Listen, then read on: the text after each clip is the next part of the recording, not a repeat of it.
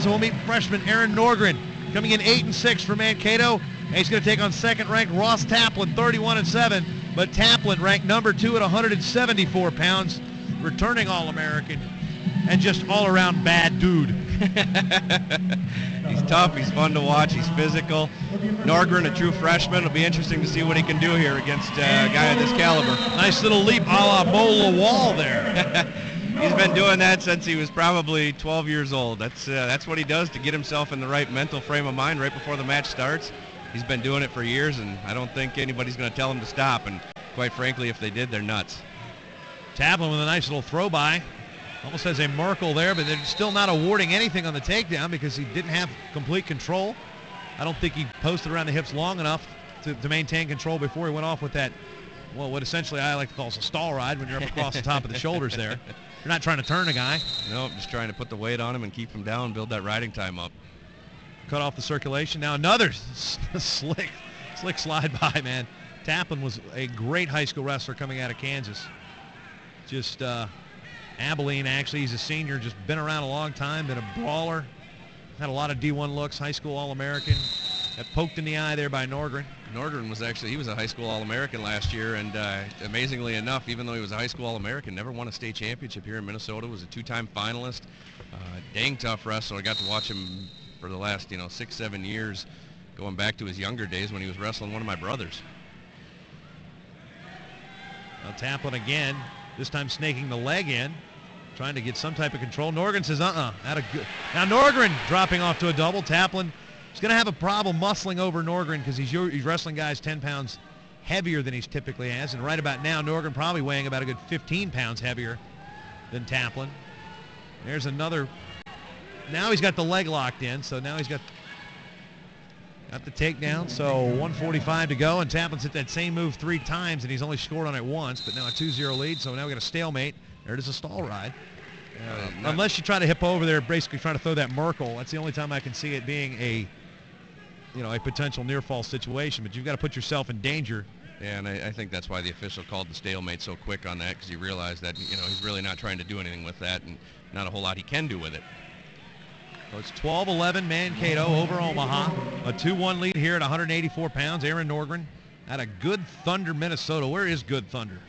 Good Thunder's about 20 minutes south of Big here. head throw. Sorry. I didn't mean to interrupt right. you, but big throw, no points awarded. Just the takedown, no near fall. Taplin is a big thrower, loves to go for the fall.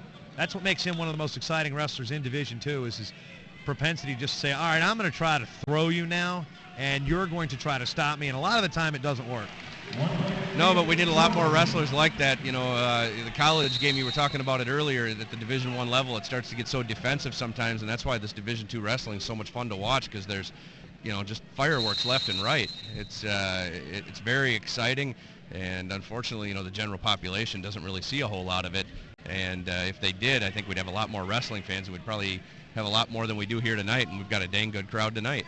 And I think this has been another exciting dual meet. We've had a chance to cover some smaller divisions here at Wrestling 411, and each one we've covered this year has been rather exciting. It's not been snooze fests. We're not seeing 3-2 matches. I haven't seen a 3-2 match in the last 3 duels I've covered that weren't Division I.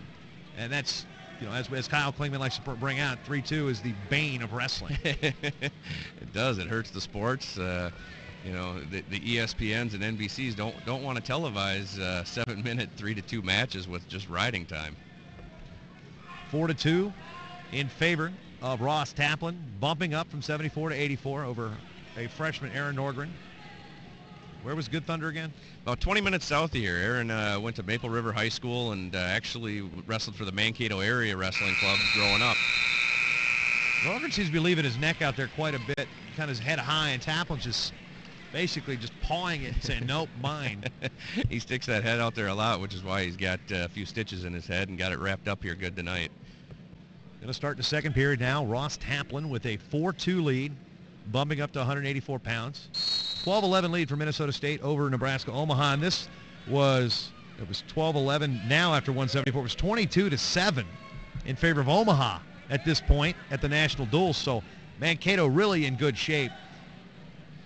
You know, it really comes down to that, you know, that 133-pound match, Hanneberg not getting pinned, and then Putman pulling off the win over Morgan. And, you know, that's really the difference here, this whole duel. Pointed out the 141 as I thought would be the biggest swing match of the duel, as it was a one-pointer last time. Now Norgren cuts Taplin free.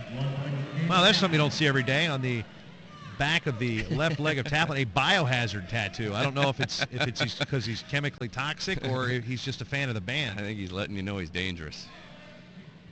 I'll take that example. I'll take that as an acceptable answer. Dynamite drop in, Marty. The broadcasting school's really paying off.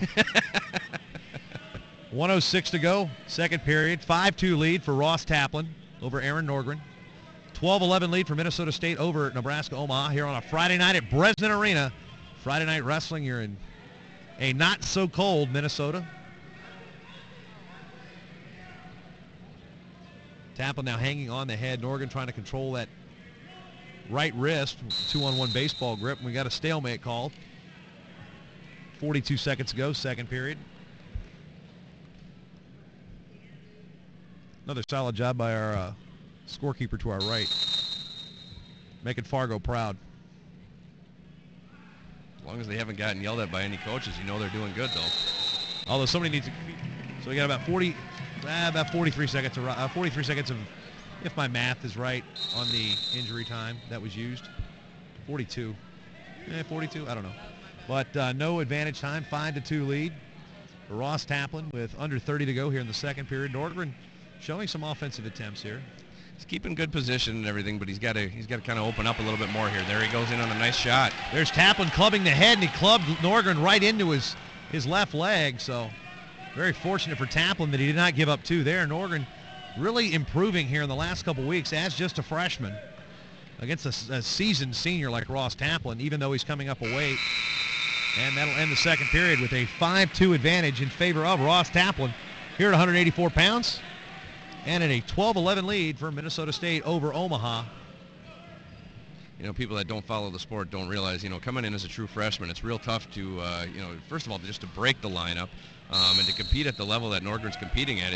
It's really impressive. You know, basically you're talking about an 18-year-old kid here wrestling somebody, you know, 3-4 years older than him. And you know, Taplin's got that more of that man strength, and Norgren's got still the boy strength. And not a whole lot of definition right now in Norgren's frame. Another year in that weight room would be fine. 1:30 to go here in the third period. 5-3 lead for Ross Taplin out of Abilene, Kansas, wrestling for Nebraska-Omaha. Moving up a weight as we had the bump at 74 with Aaron Denson wrestling 65. Ryan Pancoke also weighed in at 65. Bumped up, and Ben Becker picked up a victory there. And so that shifted the rest of the lineup up as Jacob Mars is not in the lineup. Shot by Norgren, not going to happen, and Taplin wisely capitalizing. Dropped him down to his knee just for a second and got the 2 points. Not much to the, I don't know, delight of the fans here in Mankato. Taplin did a good job of using Norgren's momentum to get his takedown. That's really what it came down to there. Under a minute to go. Riding time definitely not a factor. But a 7-4 lead for Ross Taplin of Nebraska-Omaha. Again, you're watching on northernsun.tv in conjunction with our, well, my folks at Wrestling 411. Jason Bryan alongside Chris Willard here. He's filling in admirably in the absence of Kyle Klingman. Thank you. Who's down south in the state known for corn. We are here in a state known for lakes. Lakes, mosquitoes, and cold weather. Why are we here? I like wrestling. That's why I'm here. Yeah. Taplin hanging on the head. Kind of got control of that chin with that left wrist, and it's going to call a stalemate. 22 seconds to go. Doesn't look like bonus points are imminent here. I don't want to jinx anybody one way or the next. A lot of time left on the clock, but Norgren hasn't really had much success getting past Taplin's defense at this point. So, you know, 7-4, I guess. It's a 3-point decision. I don't think it quite worked out, this whole weight bump, the way Coach Denny was hoping for. Yeah, because Brett Pancoke has a stall warning on Taplin, his first, and time's going to run out, but it's going to be a 7-4 decision, and it's going to give Omaha a 14-12 lead.